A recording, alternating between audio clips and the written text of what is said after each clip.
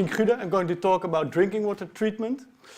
And I'm going to try to explain something about my PhD research that's about arsenic removal.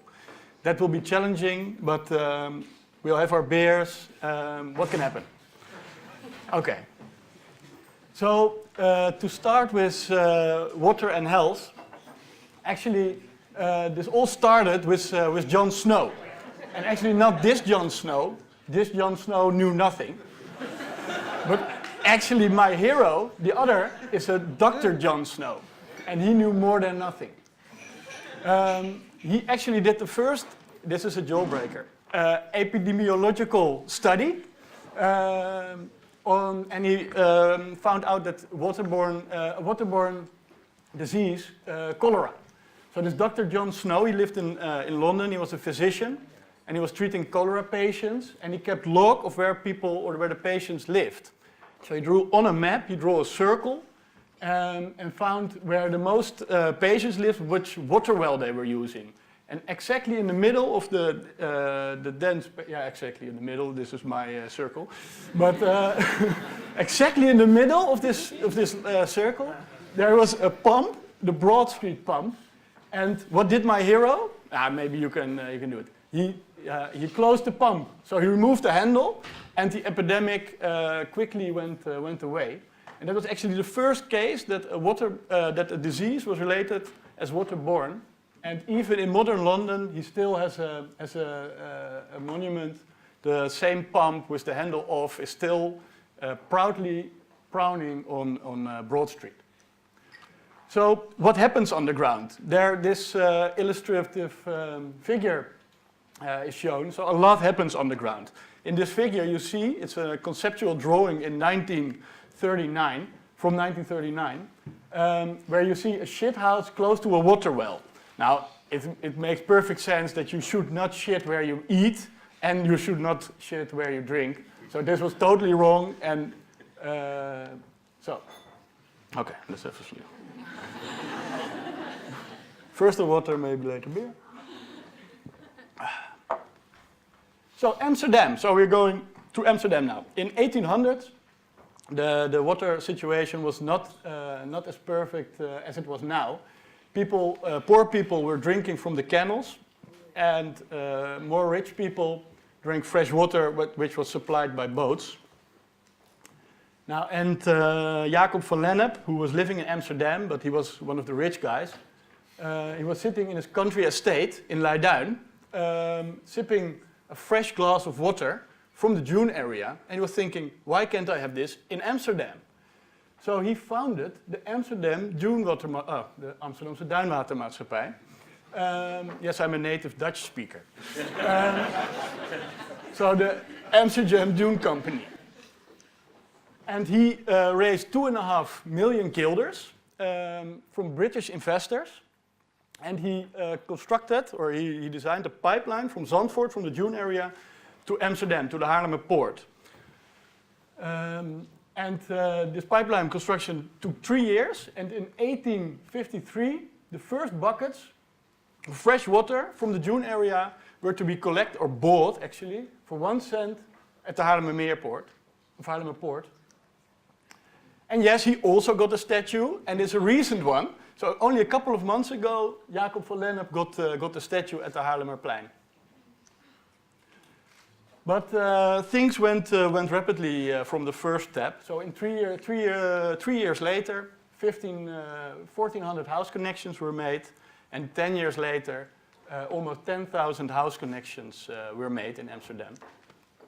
And that had this effect on public health. So what you see here is the percentage connected to the water treatment system, so access to clean water. And you see the line going down, so the percentage not connected. Line going down, more people get fresh water. And the white line I'm going to draw, that's this one, is the percentage, or what is the death rate of waterborne diseases in the Netherlands. And as you can see, it closely follows this trend, and waterborne diseases, as again, eradicated by supplying fresh drinking water. Only two weird peaks I see. I can't really explain them. I think maybe something to do with, I don't know.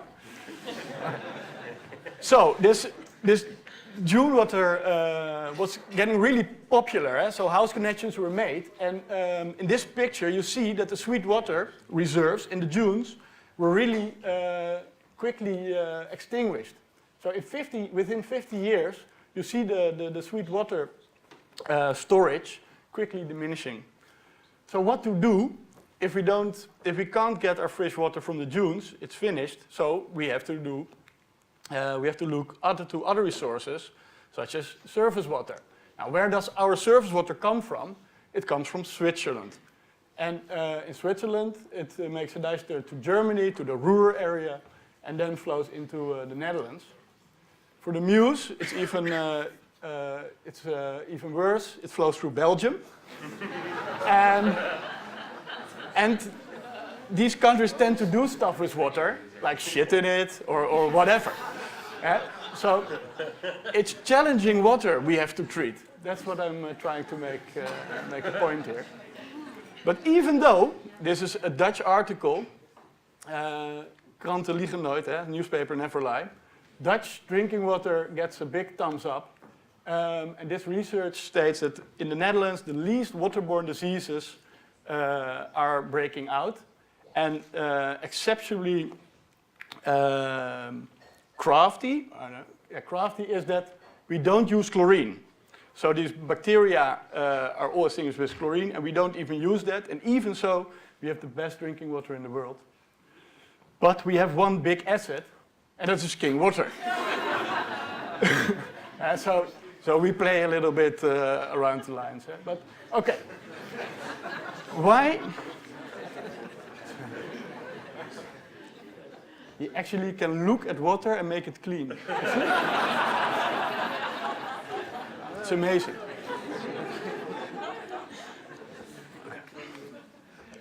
Okay, so why no chlorine?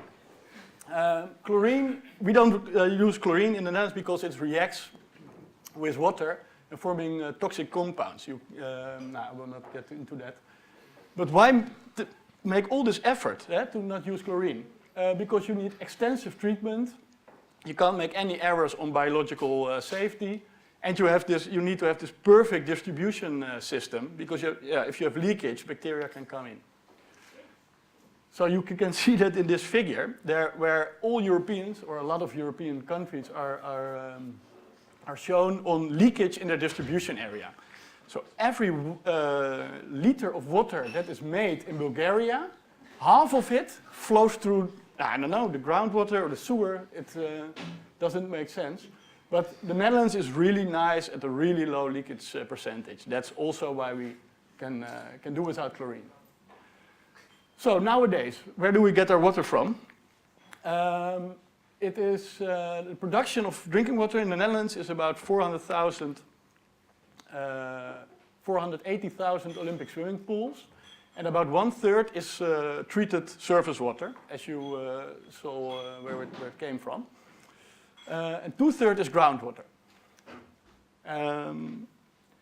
So why do surface water treatment? Because we have brackish groundwater in the western part, and we are obliged to do surface water because there is no groundwater. Because this is what you get if you want to treat Rhine water.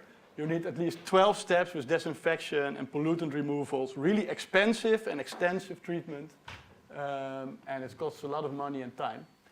So groundwater treatment is by far the option you would like to do because you only have 2 steps instead of 12. Groundwater treatment.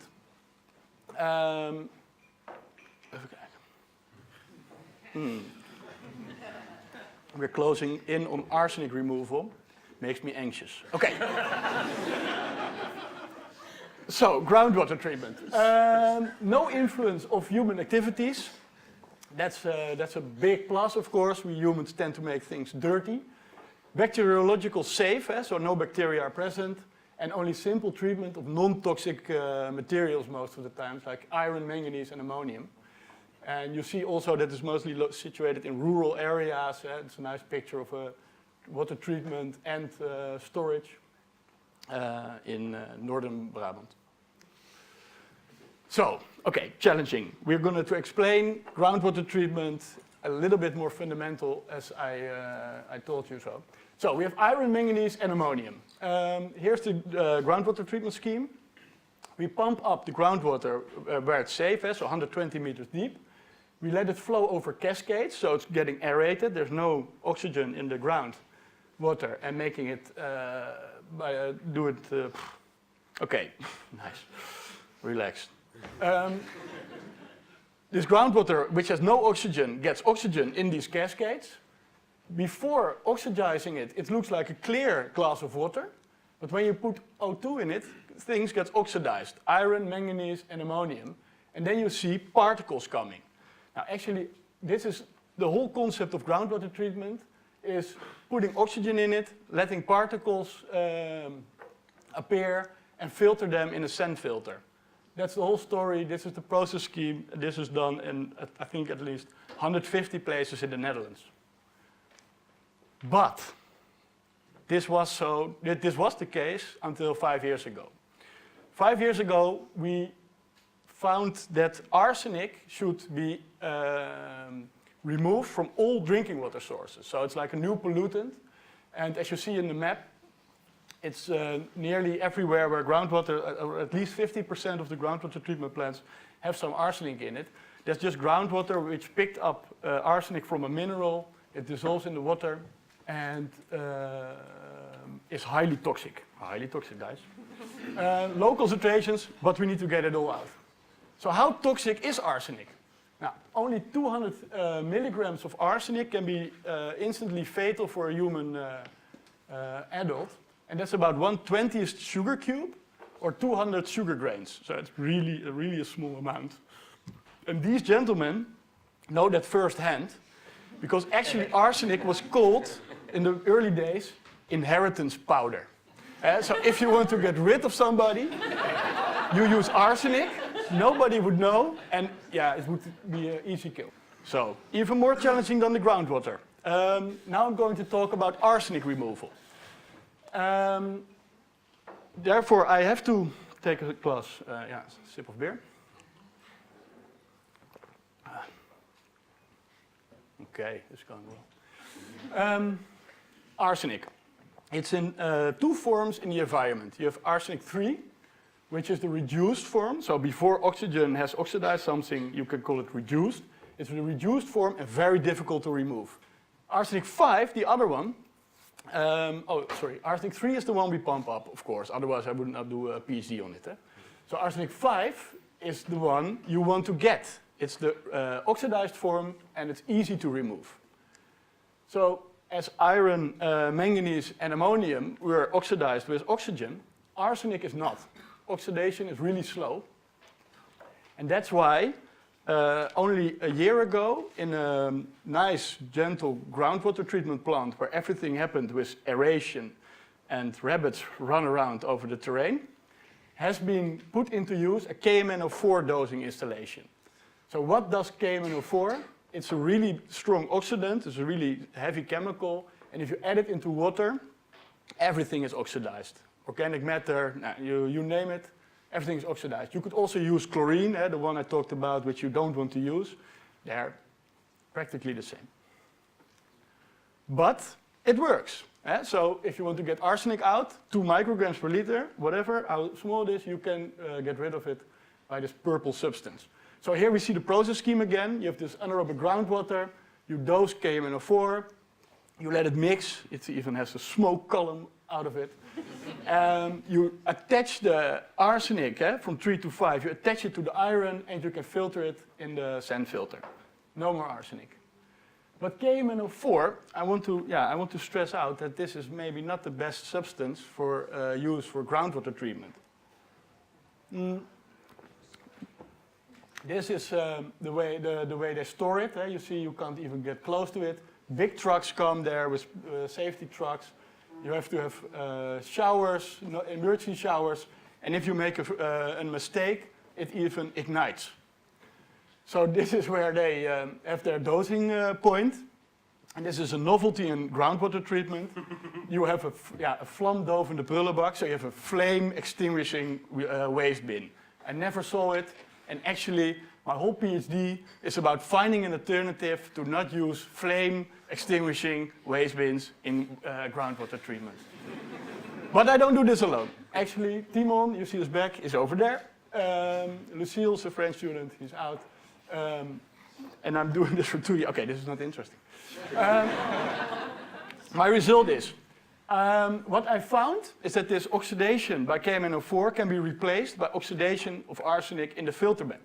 So in this filter bed, which are grains like this, you see all minerals and there's a lot of bacteria on it. And these grains, they rapidly oxidize the arsenic, making it more easy to treat and giving it a way better, so actually it's like a natural way to oxidize arsenic and to remove arsenic.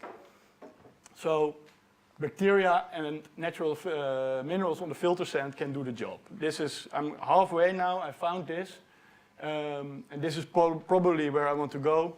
So oxidize the arsenic cheap, no cost, and not influencing the water quality. And later, maybe with a little bit of iron, remove the arsenic 5 that you've produced and have the best safe drinking water in the world. Okay, let's drink on natural arsenic removal.